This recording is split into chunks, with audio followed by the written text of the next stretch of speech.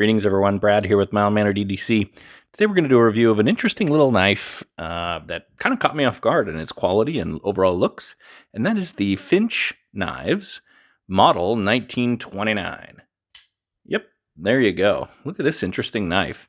Super classy, super cool, and pretty darn well made. So we're going to go ahead and do a classic mild mannered review today.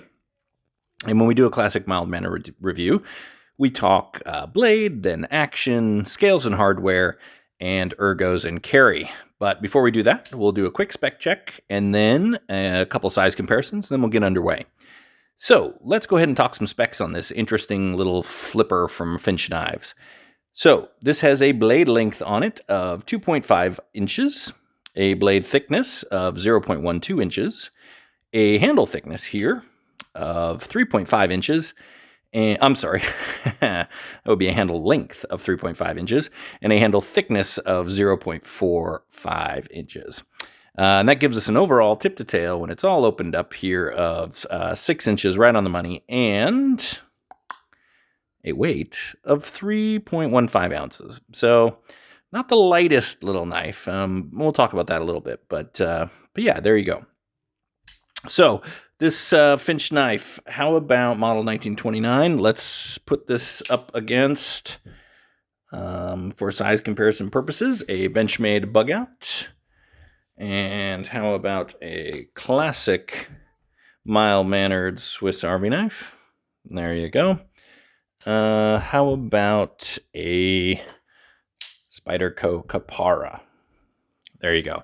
So very much a small knife. This is a small little pocket knife meant to be kind of bring back the nostalgia of the bygone era of the 1920s and 30s. Back when dinosaurs roamed the earth. In fact, I feel like this is something that like Elliot Ness could have had in his pocket, or Tom Hanks in, what was that mobster movie? Oh, Road to Perdition, right? Just a cool movie. Now, I think this is meant to bring back the nostalgia of like Northern California or something like that in the 20s and 30s, but you know, a little outdoor kind of knife. But yeah, anyways, done pretty darn well. Now these knives are manufactured, if I recall, from Finch Knives is an American company. These are manufactured, I believe, by QSP and made out of China. So there you go, just something to think about there. And we'll talk about price at the end. I think that might be the main bugaboo for me on this particular knife, but yeah, so there we go. So let's go ahead and get into this. So blade, what do we have here? We have a very nice little clip point satin finished blade. It is in 154 cm. You can see that right there, and model 129. Now, 154 cm is one of my favorite, more budgety steels. It's not a budget steel. That's not fair. It's better than that, but it's definitely not the most expensive. But I think it's a really great all-around steel for everyday carry. You know, sharpens really well, takes a keen edge, and in fact, this thing came and remains very, very slicey. The grind on this is just really, really well done, apart from just being flat out attractive. I mean, you can see sort of the reflectivity here in this satin grind, or satin finish, but the grind is really well done. They did a nice job with the choil there. I mean, it's even on both sides all the way up. Yeah, just a very, very well done grind. So I compliment them on that. And like I said, very thin and sharp. So yeah. For a flat grind, right? I mean, they could have done a hollow or something like that, but I think for the flat grind, it's nice. Now, clip point, it's definitely a clip point, but it also has sort of this big old belly that sticks out underneath here. This is actually a surprisingly useful type of blade shape. I found quite a bit I could do with this in sort of close quarters, utility, and, you know, being that it's not so big, being able to put your finger up there and do some rocking cuts as well as some drawing, I had this little improvise a water bottle that I had to cut open to make a little on-the-go water bowl for my dog there. So yeah, I mean, this just is a cool, handy little knife, blade shape rather. And now it's got some writing. So you've got Finch here. We'll talk about the Finch here in a minute, the logo, but you got the Finch here.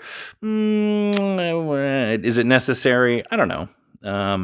The model 29 right there, and then the 154 cm. You know, I don't know. It doesn't, I guess it doesn't bother me. They don't really bother me. It's done in an attractive lettering, and yeah, it looks nice. I mean, I don't know. I might have preferred maybe a slightly more sterile blade, but there you go. So, everything's rounded and chamfered pretty nice on the blade as well. You do have some jimping here on this part of the flipper tab, as well as behind, and you can see that. Well, we'll talk about that more in ergos and carry, but you can see the jimping a little bit better right there. So there you go. So that's what we're sitting on with the blade here. I think the blade is really, really quite nice for its size. You feel like you actually have a lot more blade here than you do.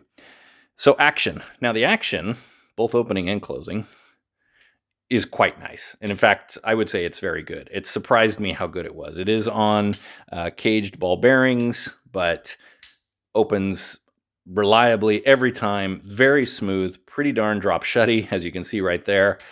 For a knife this size, again, kind of surprised me. A lot of times these smaller knives don't have quite the actions, but this one, really, really well done. Golf clap? Golf clap.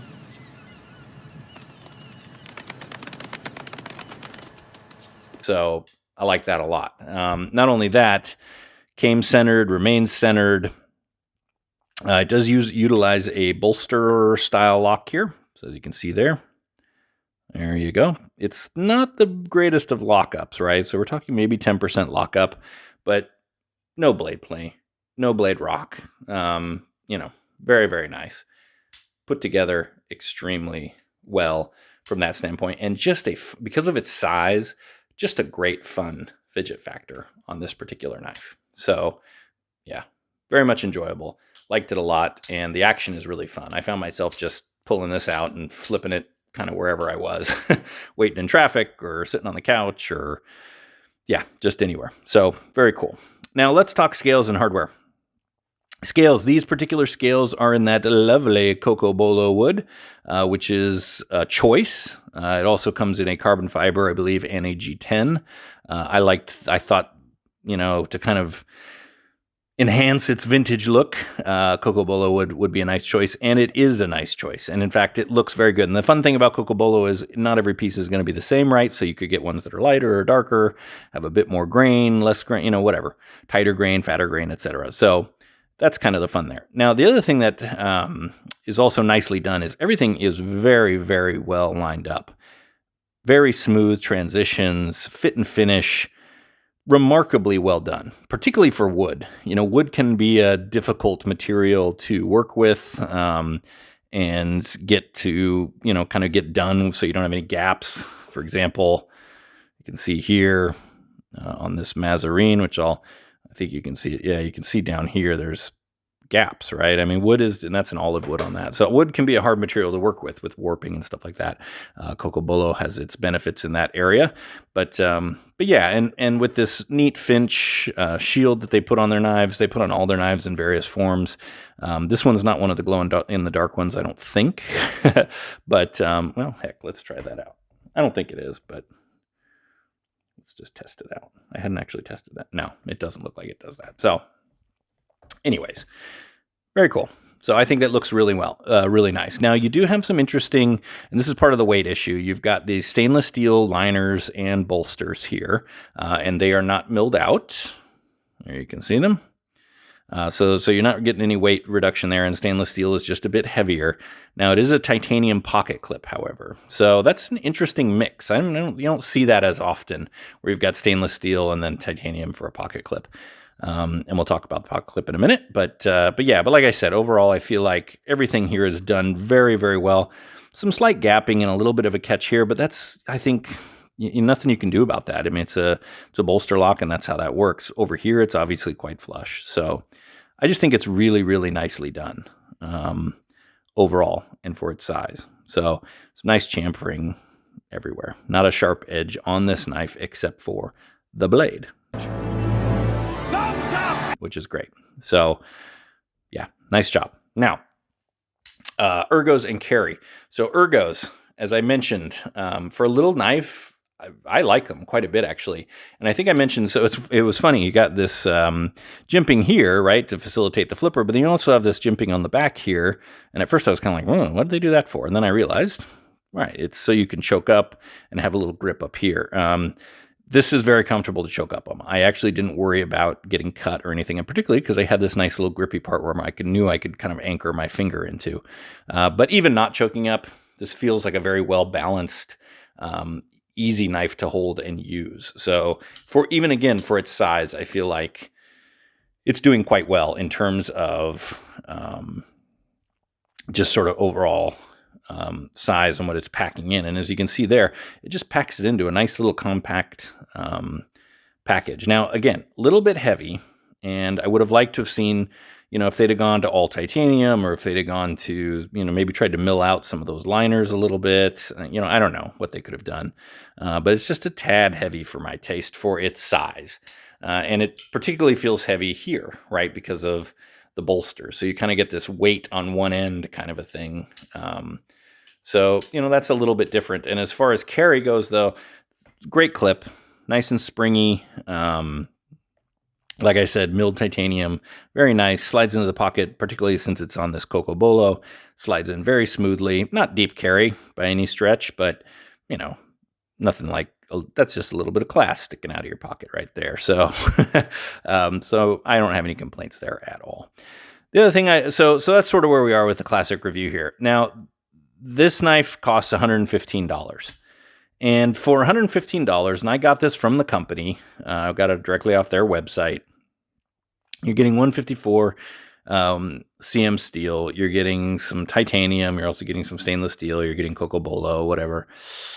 Yeah, the price just isn't, it's just not that much knife. The price seems a little high, especially for that 154 CM. If this were in like I don't even know, maybe an S30 or something like, even an S35 VN, which even, that's a perfectly great steel, S35 VN. But S35 or S30V, that would have felt better to me at that price.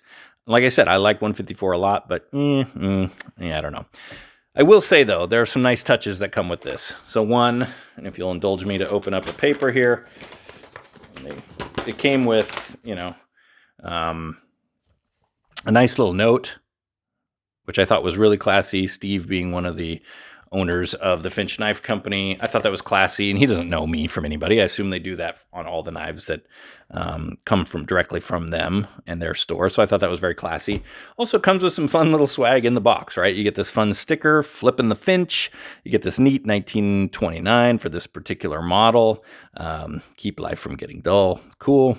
It comes with this neat warranty, kind of on this transparent little card, which I also think is nice and different, and a Band-Aid, right? You've probably seen that from other videos on Finch knives, that little Band-Aid that they include, but I think that's just a nice, friendly, I don't know, it's a way a company can connect with its consumers, and I think that's pretty cool. So on all of those levels, like I said, the price is a little high for my taste, but just the overall experience of the knife, the quality of the knife, how it's made, I'm not going to knock it too hard on the price, because like I said, I think you're getting a lot of other things there, and you're just getting a very positive knife buying experience, which is pretty darn cool.